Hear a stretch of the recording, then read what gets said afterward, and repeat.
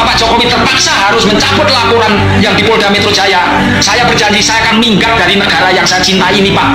Saya sudah tidak percaya lagi dengan hukum yang berlaku di Indonesia. Ada orang yang sudah dihina, ada orang yang sudah dicemarkan nama baik, tetapi malah mengalah. Saya tidak akan percaya itu.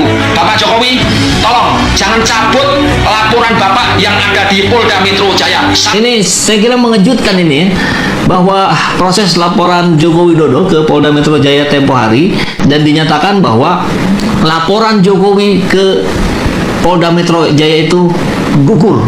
Ternyata Allah membukakan mata, ini campur tangan Tuhan ini. Tiba-tiba KPU bisa menunjukkan. Itu ternyata menggetarkan institusi lain. Kenapa? Kami mendaftarkan perkara kepada Komisi Informasi Jawa Tengah. Ya, ternyata dia tanya, Pak Taufik itu benar. Nah kalau benar gimana? Bener Pak itu Pak, iya bener-bener. Dia kaget, padahal kami belum diperiksa, belum ada relas. Tahu-tahu dia men-DM kami, itu bener. Artinya ini kulminasi, kalau aku tadi bilang total football ini nanti digulung semua. Siapa yang digulung? Yang digulung pertama adalah tim ses yang mendaftarkan Pak Jokowi ke KPU, dan yang kedua tentu Pak Jokowi itu sendiri, ketua atau sekjen Peradi Bersatu. Ya, Peradi Bersatu itu orang pertama yang harus dijebloskan. Saya berikan satu fakta-fakta bahwa mereka sudah nge-PR. Kemarin saya menerima WhatsApp, Pak Jokowi akan mencabut paduannya. Dan ancaman itu muncul di tengah-tengah kabar bahwa Joko Widodo itu akan mencabut laporannya ke Polda Metro Jaya terhadap Roy Suryo dan kawan-kawan. Ini juga ramai ini kabar soal ini, tapi sampai sekarang saya belum mendapatkan sumber resminya ini, informasi ini apakah dari Pak Jokowi langsung atau dari pengacaranya atau dari para relawannya. Kalau selama ini Pak Jokowi dan pendukungnya selalu mengatakan Pak Jokowi sudah menyerahkan ijazah, Pak Jokowi diwawancara bilang nanti ini akan makin banyak, korbannya makin banyak yang akan diperiksa. Sekarang ini berbalik arah. Kalau sepak bola, ini sepak bola Belanda, namanya total football.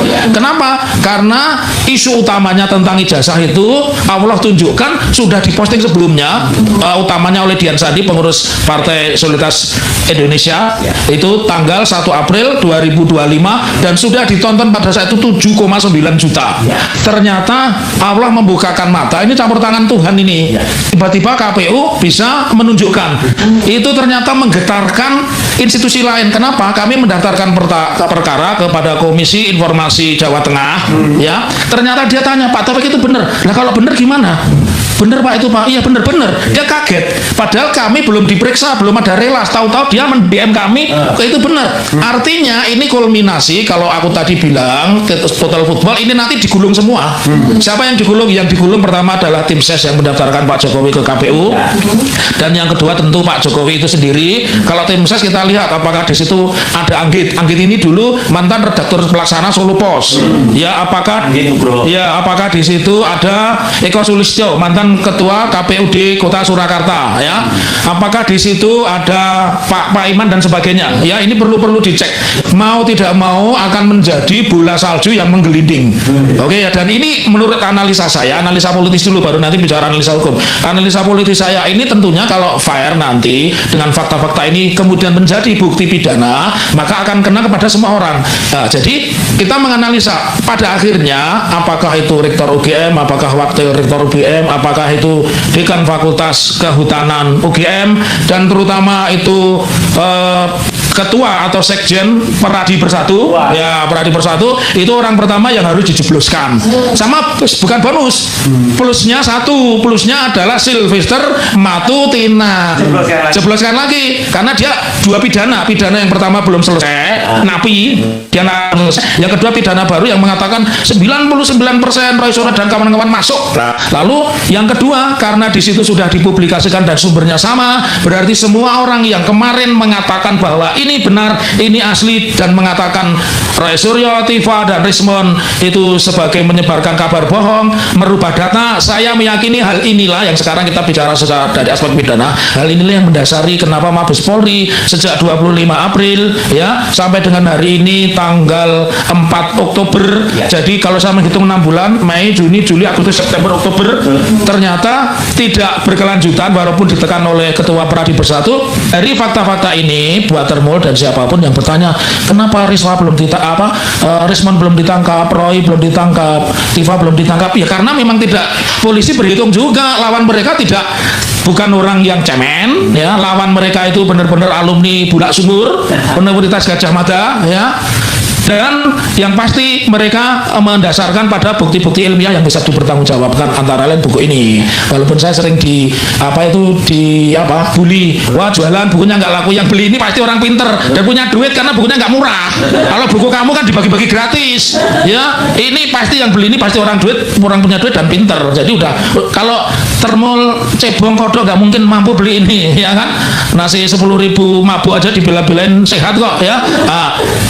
Oleh karenanya perkara ini harus berlanjut. Sekarang kepolisian hanya memiliki dua opsi, dan ini saya berikan satu fakta-fakta bahwa mereka sudah ngeper. Kemarin saya menerima WhatsApp, kemungkinan Pak Jokowi akan mencabut Pak 2-nya, atau kalau kita kutip pendapatnya salah satu ketua PSI, Bang Refli, siapa itu? Ahmad Ali, ya. Ya, Ahmad Ali kan mengatakan Pak Prabowo ini harusnya sudah mengambil alih ini. Ya, ini menunjukkan mereka dalam bahasa Betawi itu ngeper, ya.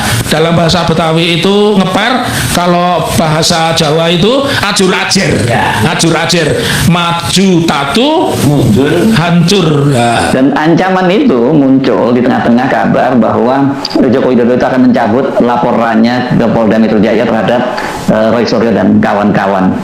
Ini juga ramai ini kabar soal ini, tapi sampai sekarang saya belum mendapatkan sumber resminya ini, informasi ini apakah dari Pak Jokowi langsung atau dari pengacaranya atau dari para relawannya.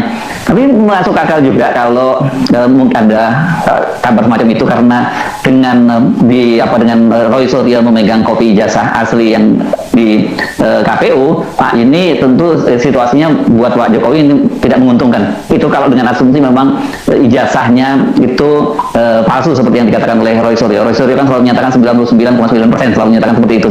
Dan juga orang kemudian kan sekarang ini mulai bertanya-tanya, kenapa Pak Jokowi ini kok sulit sekali untuk menunjukkan ijazahnya gitu, dan kenapa kok KPU kemarin mencoba menghalang-halangi akses publik untuk mendapatkan kopi ijazahnya Pak Jokowi khususnya, walaupun sebenarnya membuat aturan umumnya di KPU itu bahwa pokoknya dokumen ijazahnya calon presiden dan calon wakil presiden nggak boleh dibuka kepada publik. Aturannya kan gitu ya waktu itu ya. Sekarang kan itu sudah dibatalkan aturannya, dan itu yang memungkinkan kemudian Roy Suryo sekarang memegang ijazah aslinya itu ya, fotokopi ijazah aslinya.